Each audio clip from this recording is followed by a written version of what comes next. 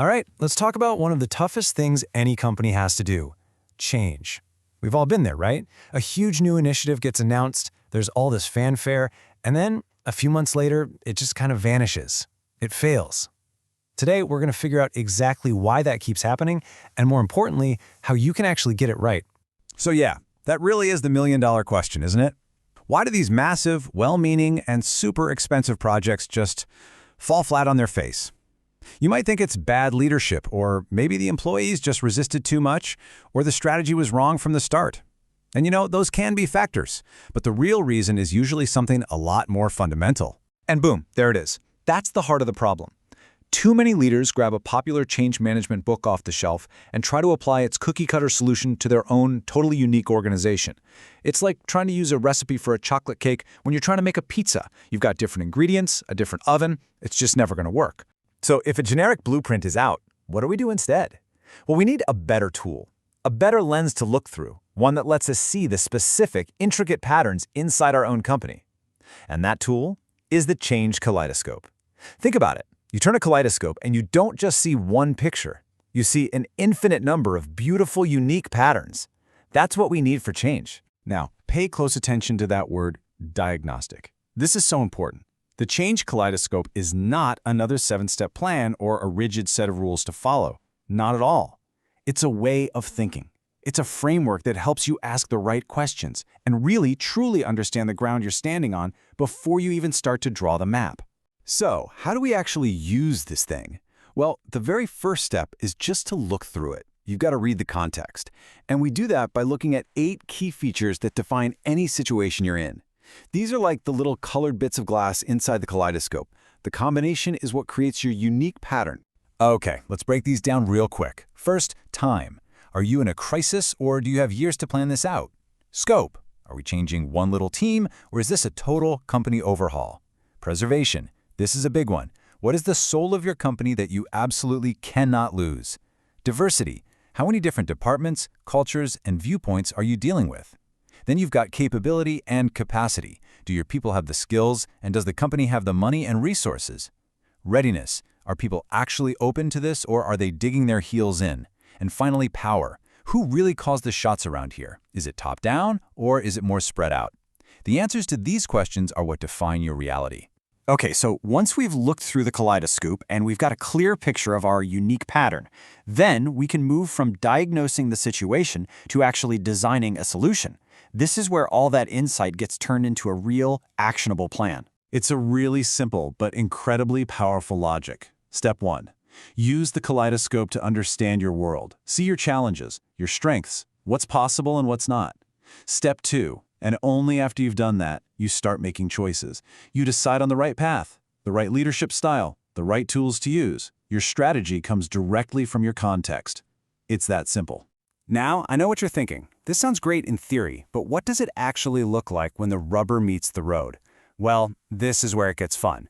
We're about to dive into 4 huge companies that went through massive changes, and we'll see how their wildly different contexts forced them down completely different paths. We're going to look at Glaxo Wellcome, the giant IBM, Microsoft, and of course, Starbucks. Every one of these is a household name, and each of them hit a critical moment where they had to transform or risk fading away. But what's so fascinating is that the strategy that saved one of these companies would have absolutely torpedoed another. So just take a quick look at this. It's a snapshot of just how different their situations were. Look at the time column. Glaxo and Microsoft had strategic time to plan, while IBM and Starbucks were in a full-blown crisis. And see how that directly impacts the change path? For IBM, the only option was a revolution. For the others, a slower evolution made more sense. This one table basically proves the entire point. Context is king. All right, let's start with our first case. Glaxo Wellcome back in the 90s. This one is so interesting because, get this, they weren't in trouble. They were making money, they were a leader in their field. But the people at the top were smart enough to see that the world was changing, and they needed to get ahead of the curve. So let's put Glaxo's context into the kaleidoscope. The biggest factor? Time. They had plenty of it, no burning building. The scope was massive, a complete transformation of their culture and structure. But here was their big problem. Readiness was super low. I mean, how do you convince a company that's winning that it needs to completely change how it operates? That's a tough sell. Luckily, they had a centralized power structure, so at least leadership could point everyone in the same direction. So look at how perfectly their design choices fit that context. Because they had time, and because readiness was low, a fast, shocking revolution would have been a disaster. People would have just rejected it. So they chose an evolutionary path, a slow, steady, gradual change. Their style was super participatory. They ran tons of workshops, held town halls, they did everything they could to bring people along and build support from the ground up. It was the only way to make it work without a crisis to motivate everyone. Okay, now let's spin that kaleidoscope and look at a totally different pattern. We're talking about IBM in the early 90s. And this was not a proactive change. This was a 5-alarm fire. The company was literally on the brink of going under, losing billions as its whole business model, built on mainframes, was becoming a relic. I mean, just look at this context. It's the polar opposite of Glaxo. Time? They had 0. It was about surviving the next quarter. Scope? Total. Everything had to change. And here's the crazy part. Even with the company burning down, readiness was still low. You had executives in deep denial, clinging to the old ways. And to make it worse, power was spread out in all these little fiefdoms and silos, so the company was paralyzed. So what did the new CEO, Lou Gerstner, do? He chose the only path he could, a full-blown revolution. There was no time to build consensus. The style was pure imposition. He made the hard calls, he shattered the silos, and he forced the company to pivot to services. It was messy, it was disruptive, and it was definitely not participative. But it was absolutely what they needed to survive. And that's the key takeaway. The exact approach that would have destroyed Glaxo was the only thing that could have saved IBM. Let's move on to our third case, Microsoft. Now, when Satya Nadella became CEO in 2014, Microsoft wasn't in an IBM-level crisis, but it was staring down a giant long-term threat.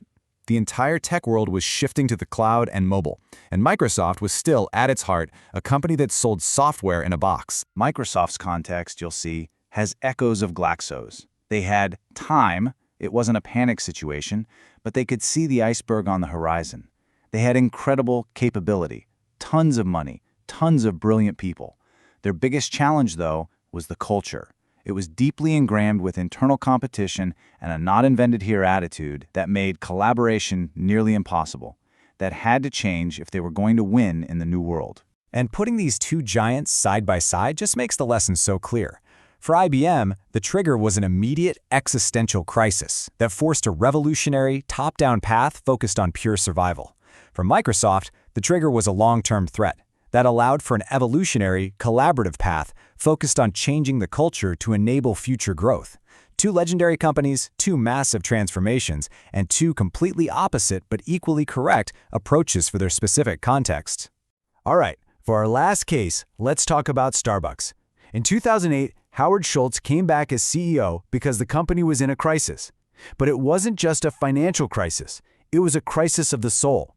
They had grown so fast, so aggressively, that they had lost that special feeling, that third place between home and work that made them Starbucks in the first place. What Schultz did was honestly a masterclass.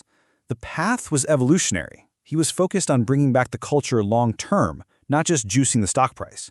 But his style, it was this brilliant hybrid.